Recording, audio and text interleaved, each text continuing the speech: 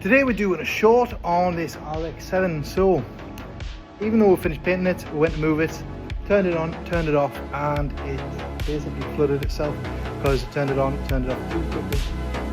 So essentially what I'm going to be doing now is removing the spark plugs. I have left it with the throttle open for a good few days and nothing has happened, so I can smell the fuel now that I've taken the first spark plug out. I'm going to take the rest of them out and then we'll film this process.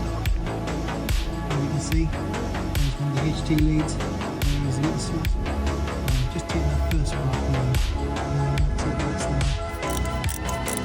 This spark plug is actually wet, so very light flow curve, with that flow curve of fuel, and then going up.